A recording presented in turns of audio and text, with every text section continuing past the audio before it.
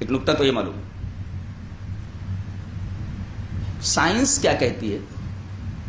Science یہ کہتی ہے کہ ہندوستان میں 2 گھنٹے کے بعد اور دیگر ممالک میں 3 گھنٹے کے بعد لاش پر رائگر مورٹس شروع ہو جاتا ہے۔ رائگر مورٹس سمجھے؟ What is rigor mortis? سنو، معلوم ہے؟ لاش جب اکڑنے لگتی ہے تو لاش کے اکڑنے کو رائگر مورٹس کہا جاتا ہے۔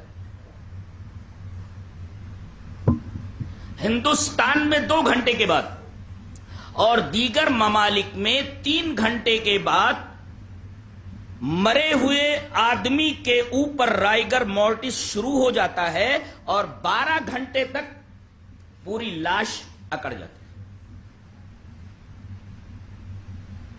اب یہ مر کر عصا کے اوپر کھڑے ہوئے ہیں اور عرصے دراز تک کھڑے ہیں۔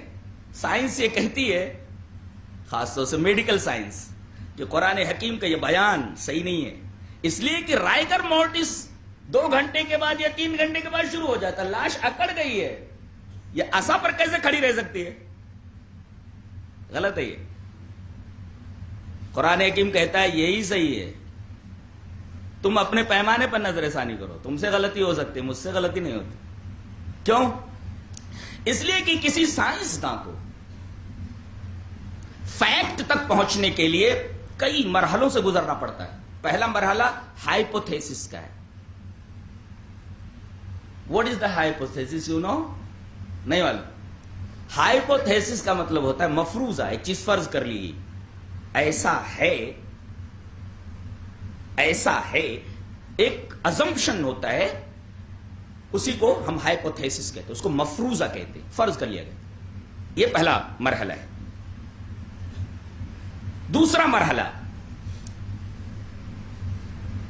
اس مفروضے کے اوپر ایکسپریمنٹ کیا جاتا ہے، جس کو ہم تجربہ کہتے ہیں۔ یہ دوسرا مرحلہ ہے۔ پہلا مرحلہ ہے ہائپوتھیسس کا، مفروضے کا۔ دوسرا مرحلہ ایکسپریمنٹ کا، تجربہ کرتے ہیں۔ یہ مفروضہ ہے، تجربہ کرتے ہیں کیا ایسا ہے۔ تجربے کے بعد اسے لیب میں لے جاتے ہیں، لیبورٹری میں۔ یہ تیسرا مرحلہ ہے آبزرویشن کا، مشاہدہ کیا جاتا ہے وہاں۔ تو پہلا مرحلہ ہائپوتھیسس، مفروضہ، دوسرا مرحلہ ایکسپریمنٹ، تجربہ، تیسرا مرحلہ ہے لیب میں لے جا کے اس کو آبزرو کرنا، آبزرویشن، یہ مشاہدہ ہے۔ اب مشاہدے کے بعد یہی ایک نتیجہ بار بار آ رہا ہے، تو اب اس نتیجے کے اوپر پہنچنے کے بعد کہتے ہیں کہ اب ہمیں انفرنس مل گیا ہے، یہ نتیجہ ہے۔ یہ چوتھا مرحلہ ہے انفرنس کا۔ اس کے بعد 5واں مرحلہ، اس انفرنس کو، اس نتیجے کو دیگر سائنسدانوں کے ہاں رکھا جاتا ہے، وہ غور کرتے ہیں۔ ان کے اس غور و فکر کو سسٹمائزیشن آف انفرنس کہتے ہیں، تنظیم نتائج، نتائج کو منظم کرتے ہیں۔ یہ نتیجہ، یہ نتیجہ، یہ سسٹمائزیشن آف انفرنس، تنظیم نتائج، نتائج کو منظم کرتے ہیں۔ اور جب تمام سائنسداں اس کو اوکے کر دیتے ہیں تو دیٹ از کالڈ فیکٹ، اس کو کہتے ہیں حقیقت۔